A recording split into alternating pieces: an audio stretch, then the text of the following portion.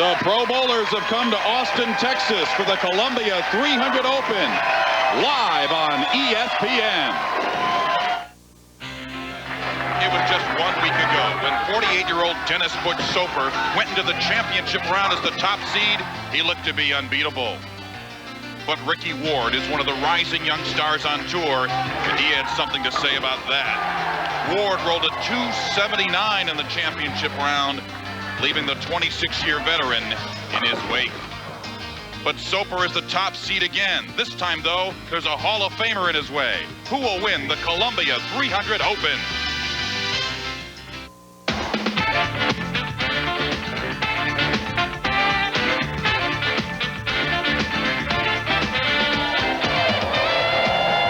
Welcome to Highland Lanes in Austin for the third stop on the 1998 PBA Winter Tour. Once again, we've got an enthusiastic crowd, and they should be in for a great show. We've got quite a mix among our 5 finalists today. Our 5th seed is a PBA Hall of Famer, 3-time U.S. Open winner Dave Husted.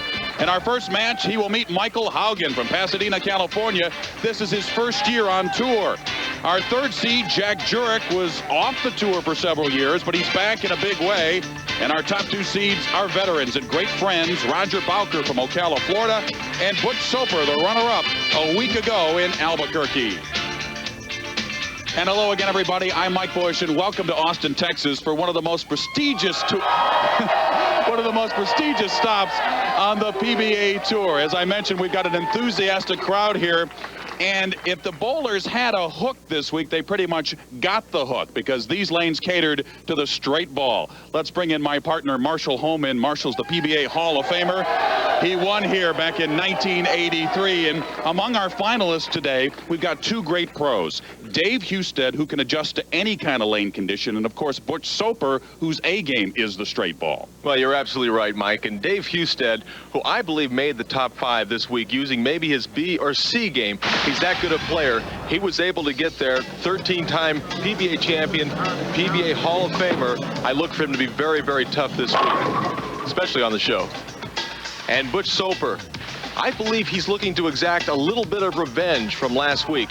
You know, last week, Ricky Ward sent him into 2nd place after Butch led the tournament the entire week. He'll be tough in that final game. Back to you, Mike. All right, Marshall, thank you very much. And we're getting set to begin our opening round.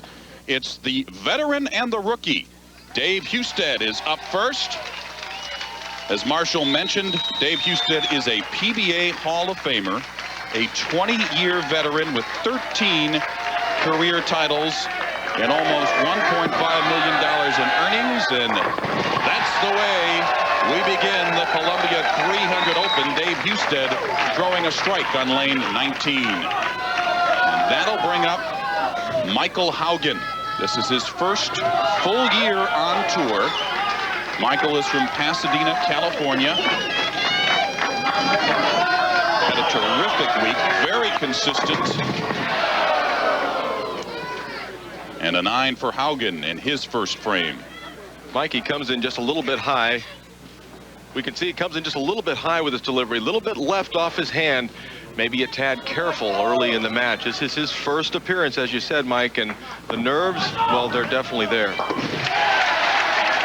And a spare in the first frame for Michael Haugen.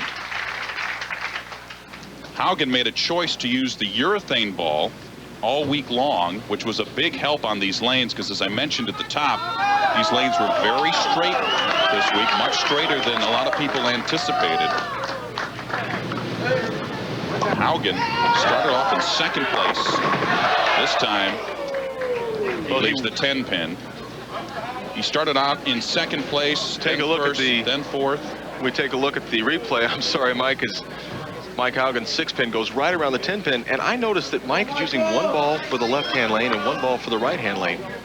We'll have to keep our eye on that as the match progresses. He appeared to make that decision during warm-ups today. And Haugen starts off with 2 spares. And now Husted, +1 in the 2nd frame, working on a strike. And you always want to put the heat on a rookie as soon as possible. Can he get the early double? He leaves the half 10 pin. And Marshall, we noticed this last night. A lot of the bowlers were leaving the 10-pin. Well, if it's difficult to get the proper angle, it was better from the outside, but even with the outside trajectory, he couldn't get the 6-pin to jump out of the channel and knock the 10-pin down. No problem for the Hall of Famer to pick up the 10-pin.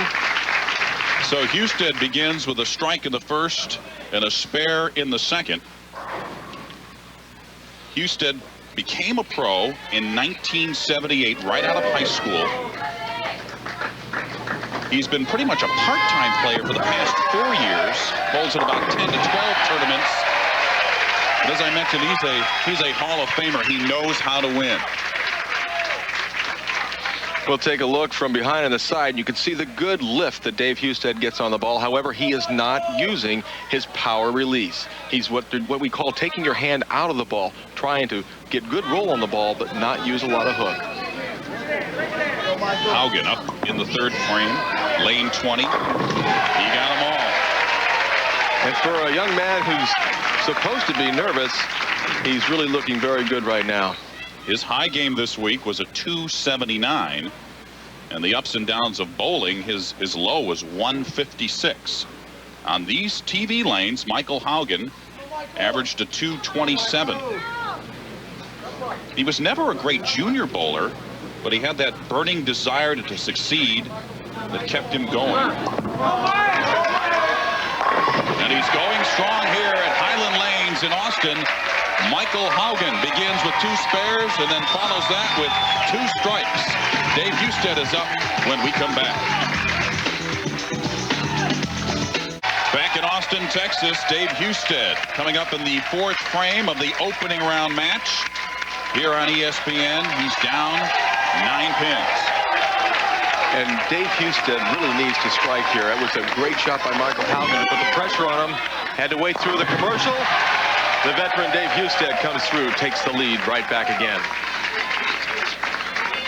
Look at the 6-pin, 2nd pin to the right as it goes into the channel. Bounces out, takes care of it, and here's a veteran reaction. Yeah, Dave's pumped up. I mentioned that he only bowls in about 10 to 12 tournaments a year, but he told me last night he cannot accept bowling poorly. And he rolls the 10-pin. Did you see that? 6-pin just barely got to the 10-pin. Michael Haugen's got to be feeling just a little bit phased by that. Watch the 10-pin. Looks like it's not going to fall over. Just enough. And the big reaction from Dave. 3 in a row now for Husted. And Haugen going for his 3rd straight strike here in the 5th frame. Comes in a little high. 2nd time on that lane that he's come in high. Came in a little high in the 1st frame and left the 4-pin. Once again, maybe just a little slow with the speed. Making good shots, but he can't afford to let Dave Husted get out to too large of a lead. When we get a chance, we'll take a look at Michael Haugen's shoes. One of those players as he picks up the spare on tour. One of the few doesn't wear bowling shoes, he wears tennis shoes. Very unusual. He does that so he can make sure that he doesn't slide. He likes to plant and then release. Jess Stayrook, the left-hander from Arizona, also wears tennis shoes when he bowls. And this is very interesting for a young man in his first telecast to have the moxie to be able to throw one ball on one lane and one on the other. And the worst break he could possibly get, that was a good shot, just a little bit high in the pocket. We call that the fast 7. That's the 4-7-9, and that's not an impossible split to make, but certainly difficult. Haugen, 2nd shot in the 6th frame. Needs to get the ball left. And a little too far to the left. Now really giving Dave Husted a great opening. And it's really tough for Michael Haugen to be competing against a terrific bowler, a Hall of Famer like Husted. And he answers with a strike in the 6th. 4 in a row now for Dave Husted. Yeah, David Husted really taking advantage of that opening by Michael Haugen. I can almost hear Michelle, Dave's wife, and Corey and Chelsea yelling from their home in Milwaukee, Wisconsin, Milwaukee, Oregon. Sorry, Michelle. I moved you.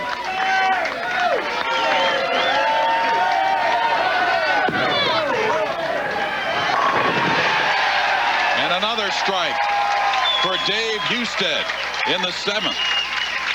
5 in a row now for Husted. And the Hall of Famer is hoping to advance to the next round here at Highland Lanes in Austin. And he says, you gotta love it. And there's a lot of space in between Dave Husted, up by 47 pins over young Michael Haugen. And if Michael Haugen wants to get back into this match, he's got to do it right now. He can still strike out for a possible 233. That would give him a chance against Dave Husted. Now there's the start he needs. Marshall, he admitted to me last night that coming into this TV broadcast that he was scared to death and wasn't sure if he'd get any sleep at all. Did a terrific job all week. I mentioned that he was second after the first round, then first, fourth, third, fifth, fourth. Probably the most consistent bowler all week long. Yeah, he certainly was. And, you know, I've been watching him all week, and I was wondering if he was going to be able to hang on. He pulled that a little, and, you know, that was a little bit left of his target, but doggone it, that's a good shot. A 4-9. Not only doesn't he get the strike, but he ends up leaving a split, and it's going to be a fast one-game match for Mike Haugen. Just doesn't look like he's going to be able to handle David Husted. But this is a guy who is just hoping to make enough money to stay on tour for many years. Well, one of a few players who has been in the top 24 in each one of the first 3 tournaments, so he's off to a real good start. Dave Husted trying to keep that edge. Doesn't want to relax. He knows the game is over as far as whether he's going to win or lose this game, but he has to prepare himself for that next match. 6 strikes in a row now for Dave Husted. Coming up now to the 9th frame, leading by a whopping 69 pins. And he's really found something, Mike. He's able to get that ball to hold the pocket down the lane. Here's we can see Dave Husted. He's got that high backswing, but watch the way he tucks that swing back under him. The ball looks like it's going to hook. Hooks a little bit, but he hangs in the pocket. And the good reaction from Dave. He says, yeah, let's start that next match. Michael Haugen here in the 9th. And there's the, my gosh, that's the 4th or 5th time he's left the 4-pin combination. He's left 3 4-pins on the right-hand lane, and he's left the 4-7-9 and the 4-9 on the left-hand lane. So every ball just pinched in just a little bit high in the pocket. Well, his grandfather, Blackie, is watching back home, and he's the one who got Michael interested in bowling. Michael says his granddad was his inspiration. They used to go bowling every Saturday and Sunday. And I'm sure he's very proud of Michael just getting to the championship round. Well, and he should be.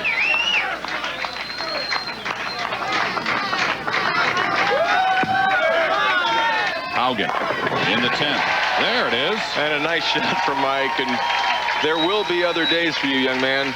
I can remember very well a very scared 20-year-old back in 1974 by the name of Marshall Holman.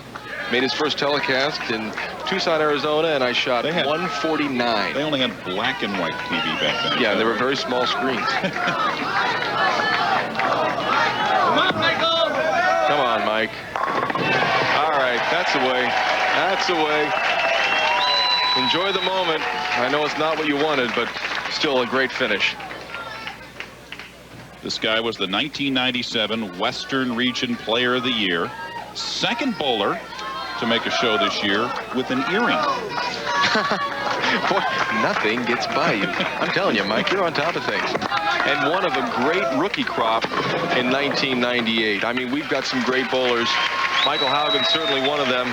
Chris Barnes, Robert Smith, Sean Swanson, Warren Guernsey, Ron Morton, Lee Vanderhoff, Leo DiBenedetto, Jason Hurd, and coming out later this year, Pat Healy from Niagara Falls, who's really, really a great player. Got a lot of international experience.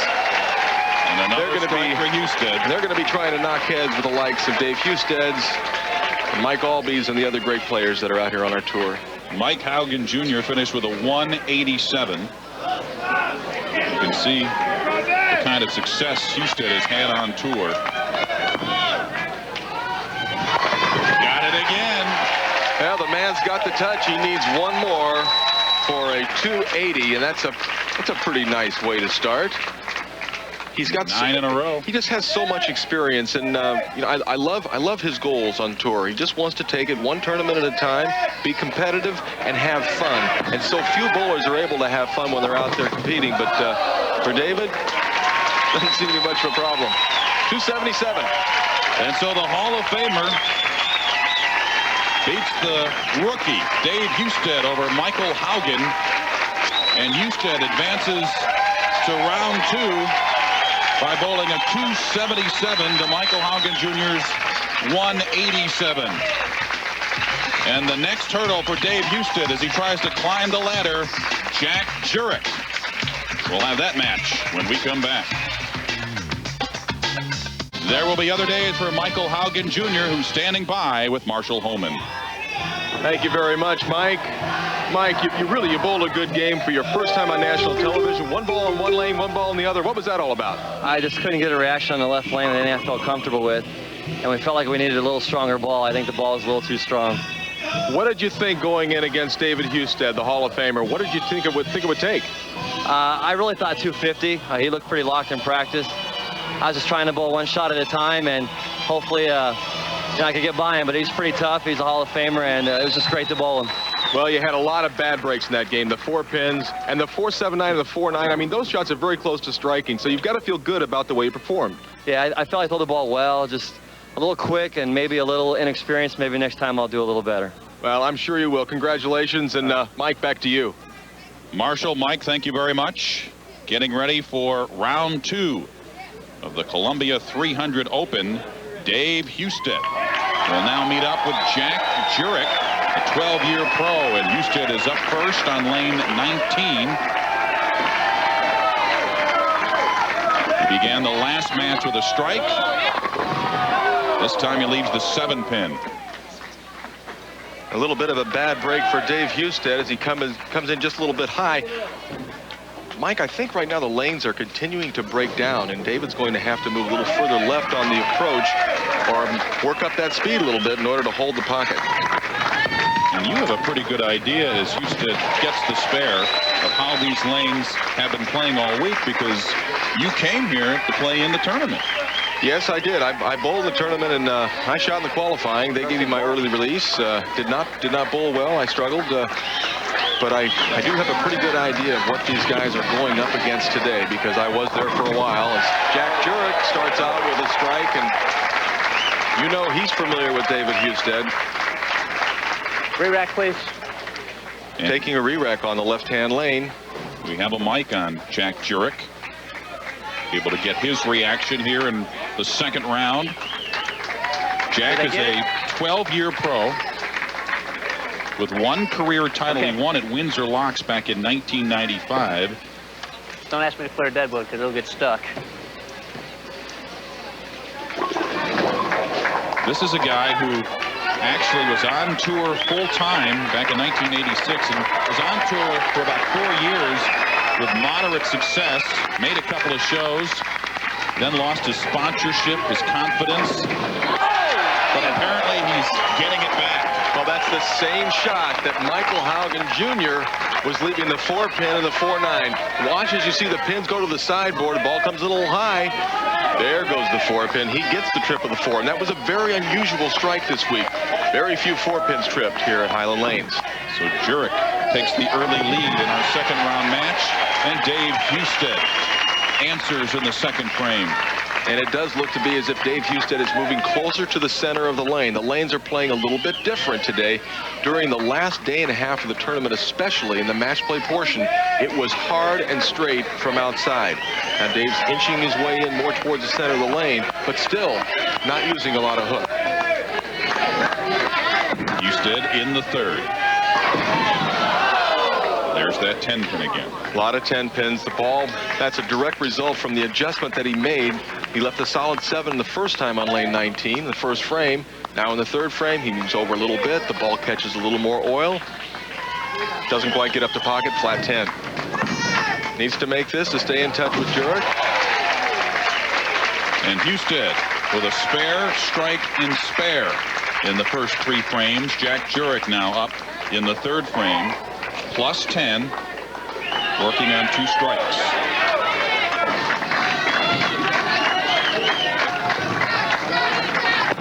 Chance to pull into a 20-pin lead. That's got a hook, and very fortunate, Mike, to only leave the 2 in the 4-pin. That kind of a shot all week, you would leave the 2-4 and maybe at least the 10-pin, or maybe the 2-4, 8-10. So a very good break on a shot that was maybe a little bit fast. Didn't have time to hook back up to the pocket. And he gets the spare in the 3rd frame following the 2 strikes. Now an 8-pin lead for Jack Jurek from Lackawanna, New York. 34-year-old. He, too, credits his grandfather, for whom he's named, John Joseph, for getting him involved in bowling.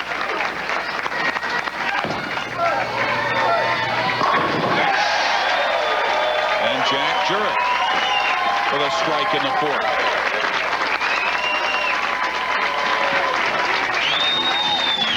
So Dave Husted is down by 8 pins. He'll try to catch Jack Jurek when we come back to Austin. Dave Husted, 4th frame now, trailing by 8 pins. He's on lane 20. Coming out of commercial, always a difficult shot. How does Husted handle it? Well, it's just another strike. But take a look at the reaction of the pins. This ball is actually high flush in the pocket, and I'm sure Dave will make an adjustment next time on this lane. Still able to knock them all down, but Dave does not want his ball that high in the pocket. Got away with it that time. Next time, if he throws that same shot, could be a wide open split. Dave works with his dad in the bowling business back in Oregon. His dad was a pretty fair bowler in the 50s and 60s. And Dave with another strike, 2 in a row for him here in the 5th frame. So you can see Dave Husted really long through the ball. Gets the ball well out onto the lane. Another shot that's just almost coming in a little high, but hangs on. And you got the good reaction with that double as he took the 2-pin lead. But a short-lived lead it was. He's now down by 8 as Jack Jurek answers. Doesn't seem to be intimidated by the Hall of Famer. How about that? How about that? That's right. Yeah. How about that is right. Not bad for a rookie. Hey, you're no rookie. No rookie, Jurek. Well, he was off the tour for a while and really is just starting to find his game again. You could see a little bit of a smile as he was getting ready to throw that shot. Well, what once you tripped now stands up. You remember he tripped that 4-pin back in the 2nd frame. So we take a look at Jack's brother. That's Tom Jurek. Proud of his brother. Hard and straight at the 4-pin, and he almost got that too far to the right. Yes, that's exactly what I might have said. Now you notice from the younger guys like Haugen and Jurek, there's a lot of size of relief, but always the look of determination on the face of Dave Husted. Very businesslike. Dave has the great ability to handle the game both from a physical side and the mental side. He always trusts his game. He makes sure that he is his own best friend when he's out there. So when he does leave a pin up, he doesn't beat himself up. Working on 3 in a row here in the 7th frame. Come on, that's a very unusual. It's kind of, that really is a reactive resin kind of a hit. Watch the ball. It's half pocket in the pocket. Looks real good. The pin to be concerned about is a 10-pin. What's going to hit the 10-pin? The 7-pin you think would fall automatically. But with the way the new balls come into the pocket, you see that quite a bit. That's got to hook a little bit. And can you believe Dave Husted missed the 7-pin? So the Hall of Famer with an open frame after 3 straight strikes in the 7th. Well, we'll see if Jack Jurek can take advantage of that 7-pin miss by Dave Husted. And An unforced error now gives Jack Jurek a 10-pin lead. In the 7th frame, Jurek gets the 10-pin. Just rolls the 10-pin out at the last minute. Good shot from Jurek. Once again, will the 10-pin fall? Well, we saw it fall a minute ago, so the 6-pin just nudges it out. Jack wants to win his 2nd title to prove he's not just a one-shot wonder. Well, he's got to go through David Husted and then Roger Bowker and Butch Soper if he's going to do it today in Austin. To take a 20-pin lead here in the 8th frame. Got a hold. A little too high. And the look of frustration on the face of Jack Jurek. And when I say it's got to hold, I mean it's got to stop hooking. That's the bowler's terminology for the ball laying off in the pocket, stopping in the pocket. Jack called making the show today sort of a monkey off his back. He's been waiting for this, and he again A little flips safer. the spare. Jack changes balls and goes hard and straight, and he needs to maybe go a little straighter shooting those pins on the left-hand side, but where Dave Husted missed it by just a little, Jurek's making it by just a little bit. Trying to make up 10 pins. And another bad break for Dave Husted. Throws the 5-pin in front of the 7-pin. Watch the 5-pin as it races right in front of the 7-pin. Actually, excuse me, it went behind the 7-pin. And so now, here in the 8th, Husted will get the spare.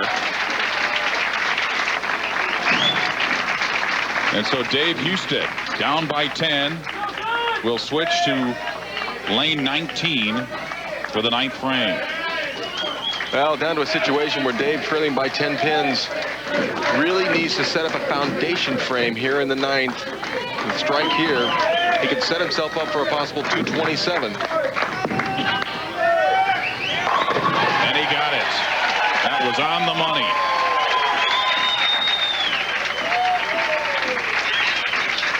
To take a look at Dave Husted, gets the ball well out onto the lane. That keeps the ball from hooking early, and that's exactly what he wants. Didn't have to worry about any pins there. They all just disappeared all at once.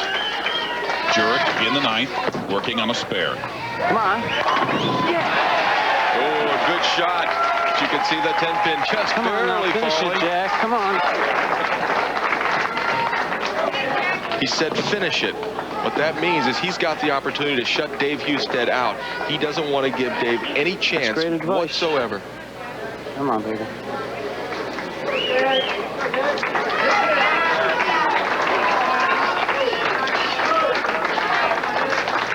Here in the 10th. Come on. Come on. And now the 10-pin for Jack Jurek. Take a look. Here we come. Doesn't get the 6-pin to bounce into the gutter and back out. It stays right there, just lies flat. Needs to forget about that. Make this spare. With a conversion here, he'd force Dave Husted to at least strike in the 10th frame. What? How about that? Jack told me that he does a lot of talking to himself during an event all week long. And if he makes the TV show... What are we seeing this today, Jack? What are we here for? Very important to hold that count at 17, and he does. 217. He now forces Dave Husted to strike 2 times in the 10th frame to win. Anything less, Dave Husted's 4th, and Jack Jurek goes on to meet Roger Bowker. Jack Jurek finishing with a 217. Husted needs to answer the call. This is a guy who loves the competition. He's got a hook. He got it. How's that for a reaction, Mike? I think even he was a little surprised. You bet. Take a look at the way the ball will hit a little light and just shoot him right over to the left. And you know he wants this. All right. He didn't look too confident Well, he wasn't at the release. He was not sure whether that ball was going to strike or not. He knew it was going to get to the pocket. Now, it's as simple as this. Dave Husted strikes. He goes on to face Roger Bowker. Anything less than a strike. Jack Jurek is your winner. That's good. That's good. You better believe it, baby. And he high-fives the crowd. There's an intense 37-year-old Hall of Fame player. Comes back from missing the 7-pin. Take a look at this shot. The ball is going to go down the lane right where he wants it. He knows it's coming in high flush. Will it carry? And watch this reaction. 3 straight strikes. Closes out with 4 in a row. And Jack Jurek, the look of disappointment on his face. But what a good sport, applauding David Husted.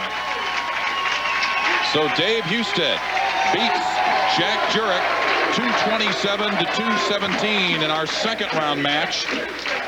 And Houston continues to climb the ladder. Next up for him, the veteran Roger Bowker. We'll get to that match when we come back to Austin. All year long, we are going to try to help you with your bowling game. And so now we bring you once again Marshall Haugen with our tip of the week. While it's important to develop and master fundamental bowling skills like your approach, slide, and release, it's equally important to master the mental game. No matter how talented you are, you have to be able to handle any situation. Quickly recover from any of the downfalls from within a given game, or keep your focus if you're bowling well. Now, if you start a game out with 5 or 6 strikes in a row, don't think about shooting 300. Or if you start a game out and you open early or you get a bad break, don't dwell on it. Take each shot individually and prepare accordingly.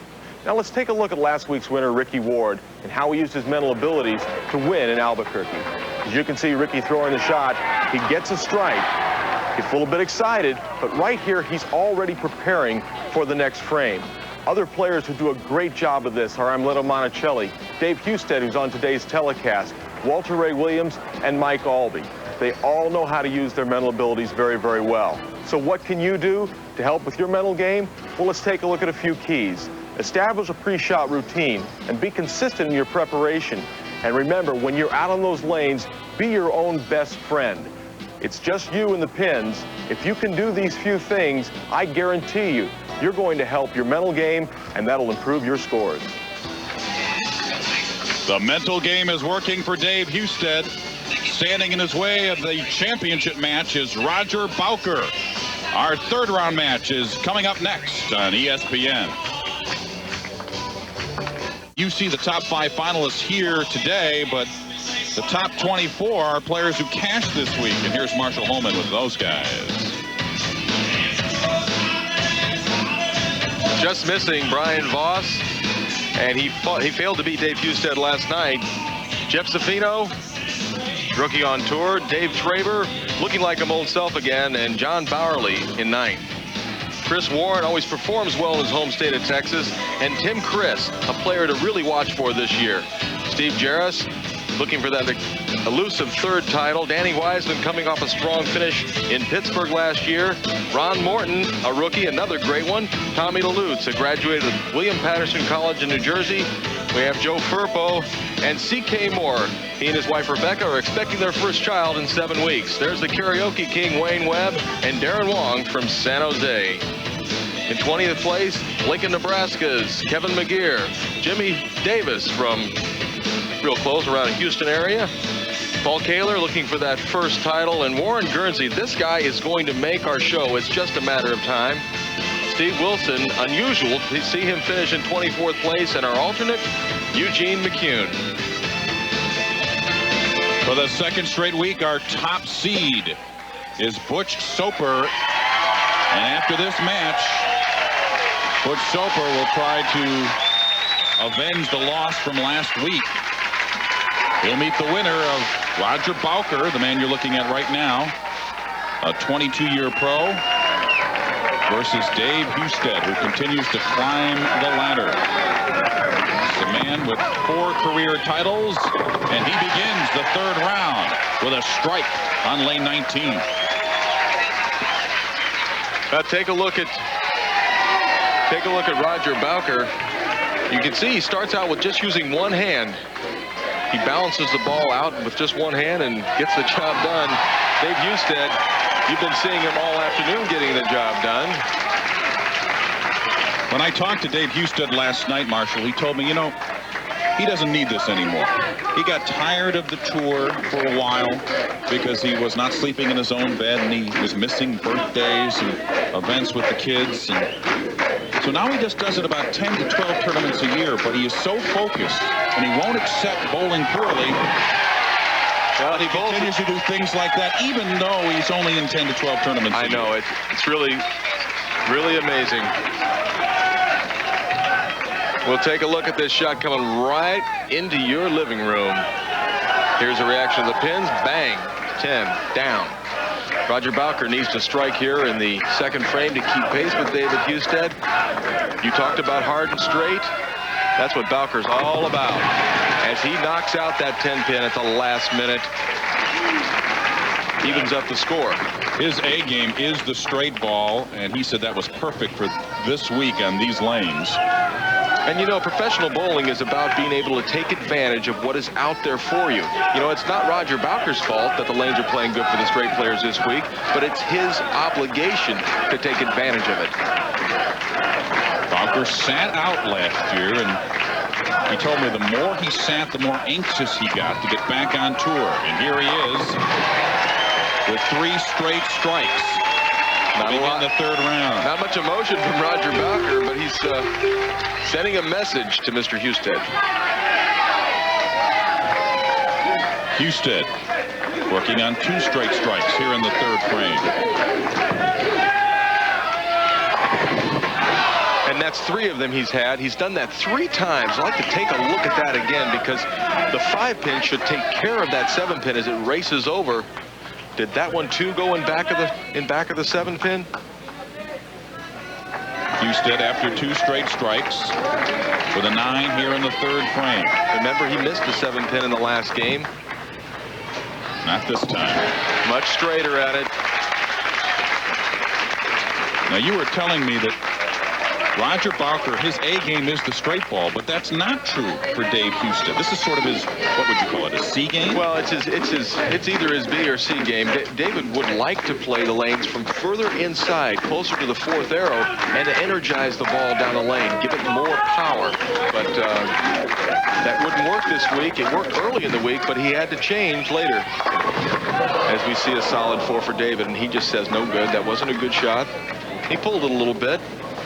Had the good projection in order to have it stay in the pocket and just leave the 4 pin. Could have easily been the 4-9, as we saw Mike Haugen in that first match. He left 2 of them on that lane. And I guess what makes a great bowler, Marshall, is their ability to adjust to the lane conditions. Some guys have one game. Some guys like Dave Husted are Hall of Famers because they have more than Well, that's what makes the great players. That's what makes a David Husted. That's what makes a Norm Duke or a Walter Ray Williams, who I guarantee you, folks, we're going to be seeing Walter Ray. And I mean soon. He's practicing a lot.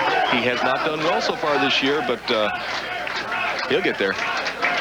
Walter Ray, of course, the PBA Player of the Year, has not cashed yet in the first 3 tournaments of this year. Big time yank there, and fortunate just to leave the 6-10. That ball was just pulled. So Bowker, after 3 straight strikes with an 8 in the 4th. His lead now 10 pins, and I'm sure Dave is probably saying, well, Roger, I appreciate that because you were kind of getting too big of a lead on me. This is a man with 19 regional titles. His high this week here at Highland, a 289. And he actually bowled last night for the lead in this tournament. He was ahead of Butch Soper by just a couple of pins, and whoever won that match was going to lead the tournament. Roger Bowker gets up in the 10th frame. He needs to strike 2 times to lead the tournament. Leaves a solid 10. So he made a good shot, but finds himself qualifying second. A 22-year pro who told me he's been out here so long because it's still better than any other job he's ever had. Well, when Roger and I first came out, we both had hair. And a strike in the 5th for Roger Bowker.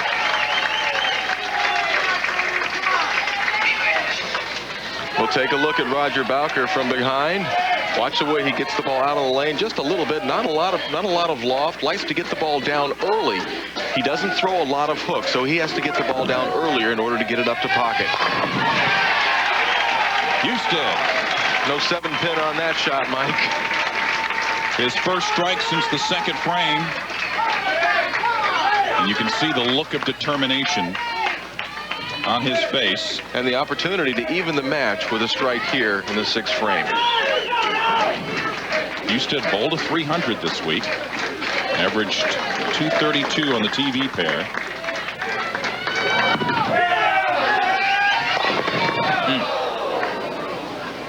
Boy, that was a ball that he was waiting for it to hook. He must have made a little bit of a move further left on the approach to get a little more oil for the ball to go down the lane through the heads.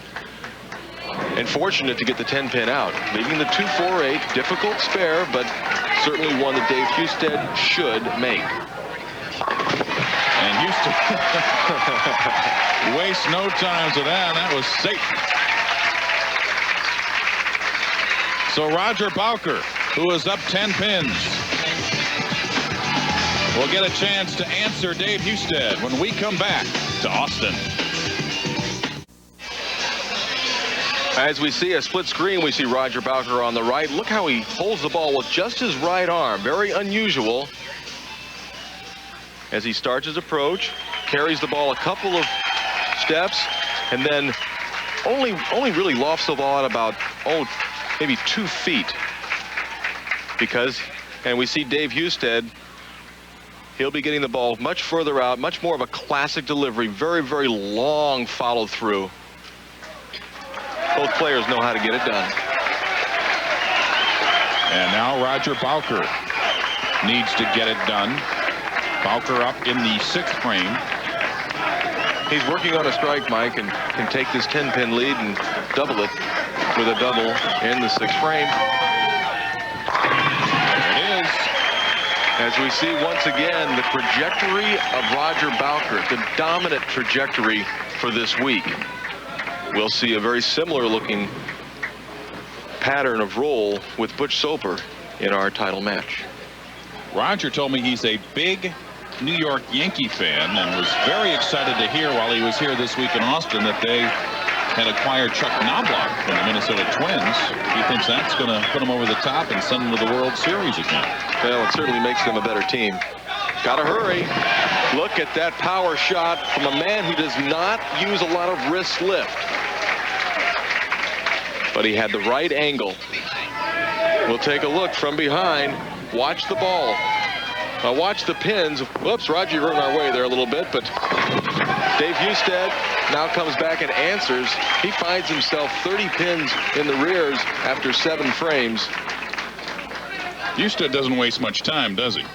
No, and I think that's something else that I really would like to see all the league bowlers and other pros, take the lead from a player like David Husted, who knows what he wants to do, gets up, picks up the ball, and goes. Must have this strike here in the 8th frame. And he got the He's not out of it. I'll tell you, if he doesn't strike there, very, very difficult to catch. We'll see it coming right at you again. Good projection from Dave Husted. He's watching, he's waiting. Will the 10 go? You bet it'll go. All right. And so Roger Bowker, 44-year-old from Ocala, Florida, comes up in the 8th frame. Good shot. You can see it right off his hand. The ball was started right where it was the last time on that lane. Finished high flush that time once again. Roger won this tournament back in 1992 when it was in San Antonio, and he beat his very good friend and the top seed today, Butch Soper. Well, it's looking more and more like that rematch could be happening momentarily.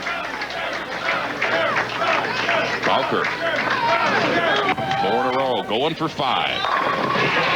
Well, Roger Bowker, he's got a wireless mic on, but he's letting his ball do the talking right now. He's not saying too much. And so now Husted going to try to come back from 40 pins down.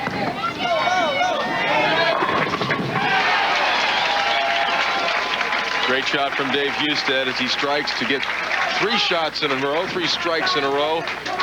Possible 248 for Dave Husted. Right now, Roger Bowker is working at a 258 pace. So for Dave to have any chance, here's what has to happen. He must strike out, and Roger Bowker would have to open in the 10th frame. An unlikely scenario. Let's see how it plays out. Well, Husted's trying to do his part. Yeah, not so unlikely for Dave Husted to strike out. 4 in a row now for Husted. If Dave Husted has anything going for him right now, it's the fact that Roger Bowker's only missed 1 time this game, and it was on that right-hand lane where he came in high and left the 6-10. Trailing by 20. Husted, second shot in the 10th. For any opportunity to win, this must strike. Now comes in a little light, and that'll be it for Dave Husted. A great tournament for David Husted, but just doesn't get the ball high enough in the pocket. Gets a little trip on the 2-pin, but the 8-pin is standing. It'll be 237 for Dave Husted. Another solid game as he congratulates Roger Bowker. It'll be the buddies bowling each other. Bowker and Soper. Bowker and Soper going to meet in our championship match here in Austin, Texas. Bowker going to close out here in the 10th frame. Well, he's got his A game going. Well, in the last 16 title matches, the tournament leader's only won twice. And believe me, Butch Soper knows those stats. He thinks it's about time. And yet, these guys really enjoy being in the top seed because it's part of that competition all week long. It's exactly where you want to be. Everybody wants to lead the tournament. Leaves the 7-pin. Now there we hear from Roger Bowker. Make it the 10-pin. 267 with a conversion to Dave Husted's 237. Excellent shot making in this game. Uh-oh. No, he missed it. Well, 266, 267. I don't think it makes much difference to Roger Bowker. It sure doesn't, because Roger Bowker has advanced to our championship round, where he'll meet his good friend Butch Soper after defeating Dave Husted 266 to 237. Roger Bowker with 4 career titles. He'll be going for his 5th. He's won more than $500,000 in earnings, and he's going to try to earn about $22,000 more today. It's Bowker and Soper when we come back.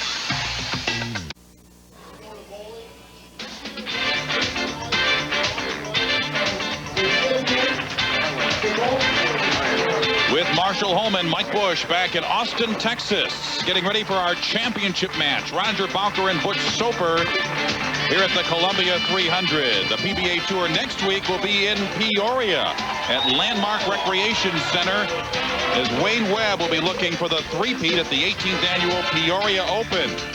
In a couple of weeks, we'll be in Toledo, Ohio at Ducat's Imperial Lanes for the PBA National Championship. And then Sunday, March 1st, it's the Storm Flagship Open from Eastway Lanes in Erie, Pennsylvania. Tim Chris will be on hand to defend his title. Dave Husted had a great run today. He's with Marshall Holman. Thank you very much, Mike. Dave, you bowled great against Mike Haugen. You bowled great against Jack Jurek. Roger Bowker just maybe a little too much for you.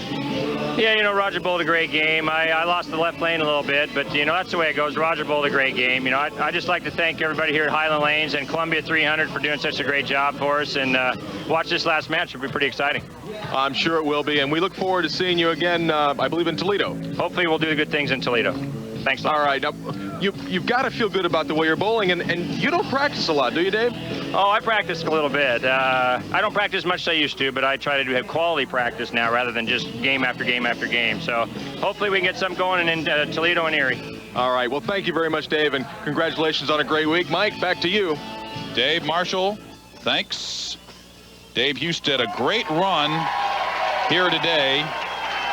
Came into the TV show as the 5th seed, beat Michael Haugen, beat Jack Jurek, But this man, Roger Bowker, was in the way, and Bowker has advanced to the championship round against Butch Soper. And the championship round begins with a Bowker strike.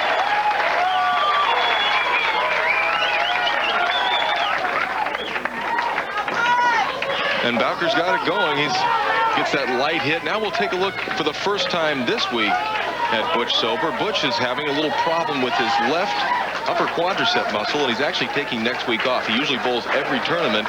He wants to go home, have it checked out by a doctor. As you can see, it's really bothering him right now. It really bothered him all week. Butch Soper was in the championship match a week ago in Albuquerque, was the top seed, lost to Ricky Ward. And as you've mentioned so many times before, Marshall, it's awfully tough after waiting an hour and 15 minutes to come into this championship match and to be as sharp as the other guy. Now the edge always goes to the bowler who won the previous match, but Butch Soper starts out with a fast double of his own. We'll take a look. Right from that outside line and scatters those pins. As you can see him. Good reaction from Butch Soper. It's the battle of roommates. Roommates in the championship and championship match. That's right, and very good friends. Excuse me. In a battle of strikes. Well, one of the things Roger told me last night, he says during a match, Butch will give him some grief. He totally expects Roger Bowker to bowl a 300 anytime he's meeting up with Butch Soper. Well, he's got the first part of it, but there's a long way to go for that $25,000 bonus for a 300 game.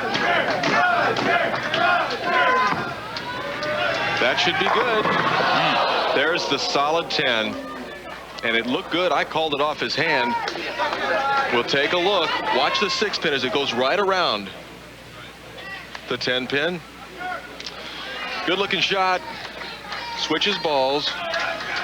You think a guy that goes as straight as Roger Bowker does, he would never have to switch balls, shoot his spares, but got that one. I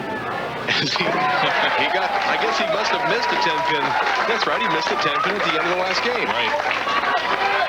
Yeah, but Roger, that was the important one. Too good. Butch Soper did have a 300 here this week. He had a 300 a week ago in Albuquerque. Yeah, one a week. Butch Soper is the quintessential Mr. Cool. He just shows very little emotion. Nothing seems to bother him. Certainly not flashy, but pretty darn effective. Back-to-back tournament-leading weeks for Butch Soper, and not too many people have ever done that. He's as cool as they get. I mean, if he's got butterflies, they're still in their cocoon, because he doesn't show it at all. You would never know. He's a 6-time winner on the PBA Tour. Wants to win 10 titles and become a PBA millionaire, and with a strike here in the 4th, he's a little bit closer to doing just exactly that. 4 in a row for Butch Soper. Take a look at Butch Soper. Gets the ball down very early. Now watch how this ball just continues to go straight. 10 in the pit. Lovely shot.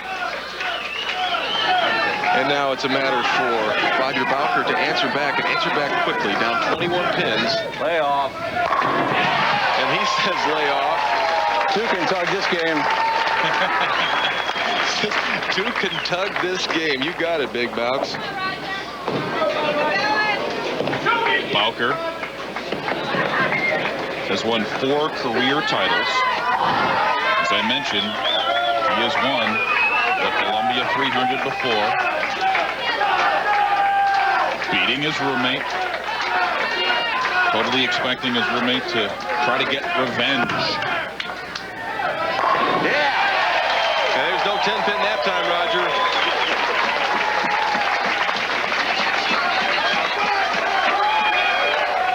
Take a look from the outside trajectory. Where do you want to put the ball? Right there. 10 in the pit for Roger Bowker. And there's a nice reaction from Roger. That's right, yes. Will this be the 5th for Butch? In the 5th, 5 in a row for our top seed. Boy, look how cool he is. I mean, it's like, yeah, for sure, dude, another strike. This is a guy who really knows the ups and downs of professional bowling. In 1996, he won like $150,000 on tour. Last year, only $13,000, but obviously he's found his game again. Well, he's looking stronger than any player we have on tour. Oh, leaves the flat 10. Ball a little bit light in the pocket.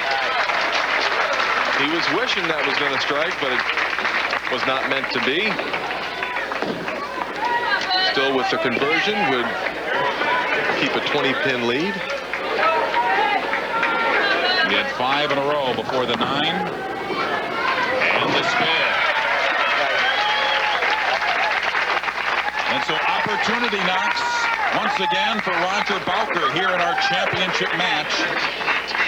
As Butch Soper, after 5 straight strikes, spares in the 6th. He still leads by 20. As we take a look, Jerry Ray on the left-hand side of your screen, the proprietor here at Highland Lanes, and the president of Columbia 300, Mr. Mike Albritton. I'm sure they're both enjoying the action this afternoon here in Austin. Roger Bowker trailing by 20 pins. 6th frame now. He's working on 2 strikes.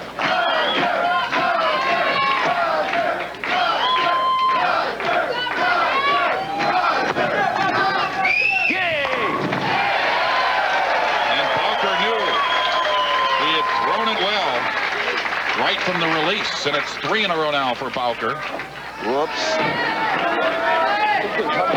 Yeah, I look like you out there, Suds.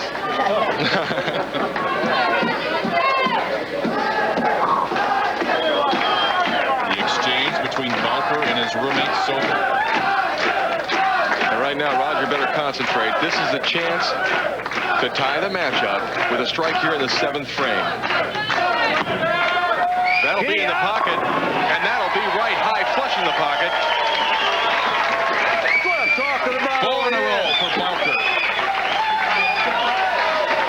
They are giving each other a hard time, but in a friendly way. And the match is all even as Soper comes up in the 7th frame.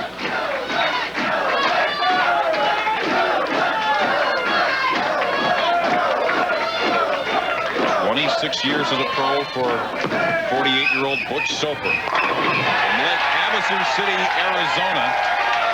That ball was on a rope. That ball didn't have any hook to it at all. It just started high flush from the minute it left his hand and stayed there, held the pocket all the way down the lane. As the match remains even, each bowler has 1 spare after 7 frames. Everything else strikes. I mentioned that Bowker was a Yankee fan. Butch is an Angels fan. And another strike for Butch Soper. I think he'd like to see the tournament leader win one of these matches, especially when he is a tournament leader. Well, we're treated to a very exciting final match as we're looking at almost perfection from both players with only 1 spare each and the rest all strikes. Bowker with a chance to tie the match once again here in the 8th frame. And he does it. And he knows he got away with a little bit of murder on that shot. That ball was a little bit high. He was thinking, is it going to hold?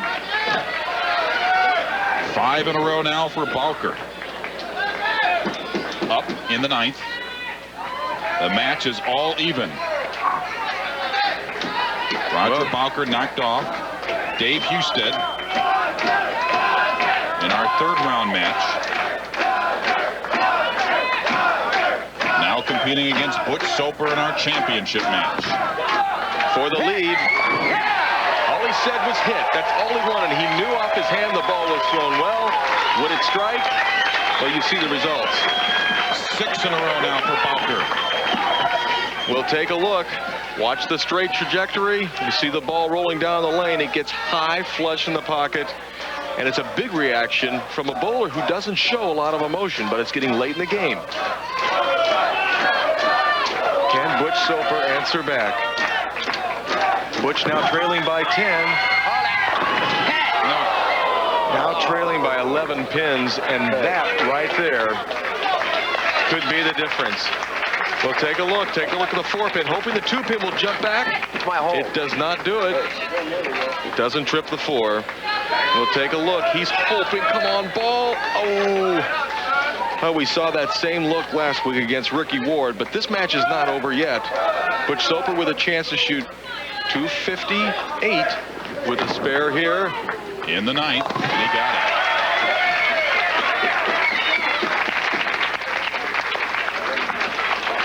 So Soper will now move to lane 19 for the 10th frame. Trailing by 11 pins. Trying to put the pressure on Roger Bowker. If he were to get 9 pins, spare, and strike, he would force Roger Bowker to at least mark in the 10th frame. Well, he's done better than that. That'll force Bowker to at least show up. Another strike here, and there is a very good chance at a tie match. Butch Soper can strike out for 258. If Roger Bowker goes 9 spare strike, there's a 258, and it would be a one-shot roll-off. No more 9th and 10th frame roll-offs on Pro Bowlers Tour. It's one shot. We can go back to last night when these two met in the position round, and Bowker had a chance to overtake Butch Soper, but Soper held on. And so Butch Soper now with 2 strikes in the 10th. Trying to close out the 10th frame and put the pressure on Bowker. Yeah.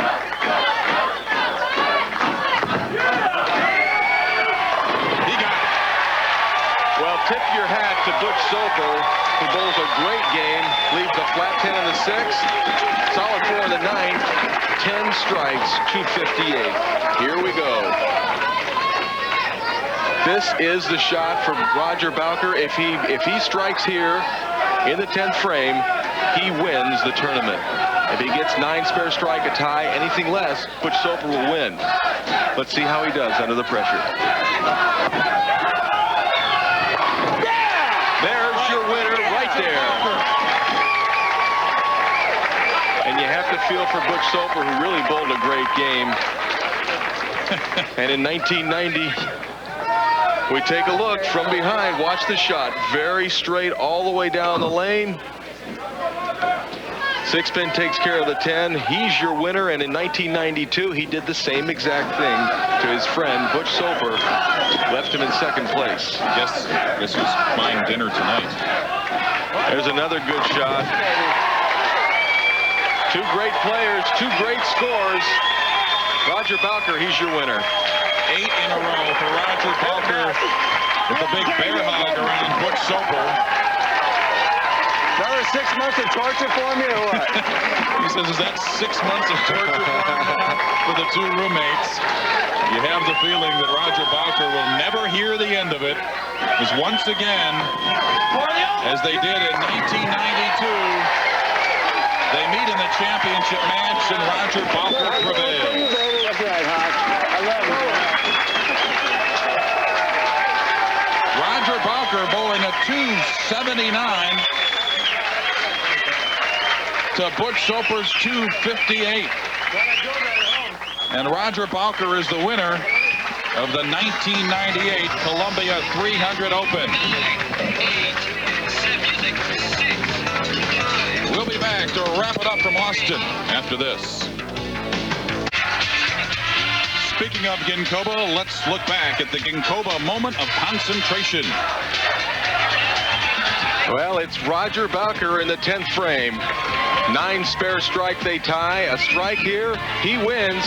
He had the wherewithal to know what to do in the 10th frame. And there he is live getting his trophy. Roger Bowker, the winner of the 1998 Columbia 300 Open. Don't forget, 1 week from tomorrow, it's Wayne Webb looking for the three-peat at the 19th annual Peoria Open on ESPN at 4 p.m. Eastern. Coming up next on ESPN, Women's Pro Billiards. For Marshall Holman, I'm Mike Bush saying so long from Austin, Texas. This has been a presentation of ESPN, the worldwide leader in sports.